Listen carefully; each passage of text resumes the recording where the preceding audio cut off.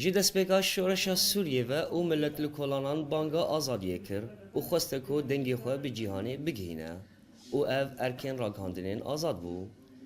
Orient News dikarî bû bibe ew alava ku vê şoreşê û rastiya wê bi dinyayê bixe.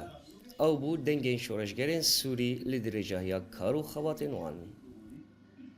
Ciyê xwe di nav gelê Sûrî de girt taybet wek zimanê xorta, zimanê şoreşgera bû zimanê şoreşa Sûrî li Sûrî de.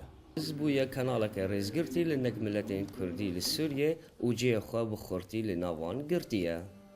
بحياديات بإيجابيات تغطية أحداثات كر بداية أحداث هذا وحوادث شيء بنجي إيد منطقي ده سواء إيه اجتماعي بن سواء إيه وقوتي سياسي بن بإيجابية تغطية كي وأداء كي خوا باش تقدمين الجماهير خوري يعني.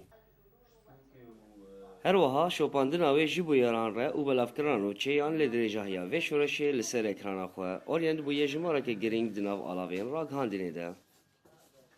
اخبارات بالتفاهي تغطيه لك وبرنجكي خوش وبراسيم متابعه قناه الكن جبر حمو بيرا دخينه وحمو بشاد نره لي نارينك ما هي اليه بشي عربي دي استناد كل سر مراسلن دي وقت يعني كرن نسر مراسلي خو جبر تشتي قتي يعني كرن نوك بيري سر عربي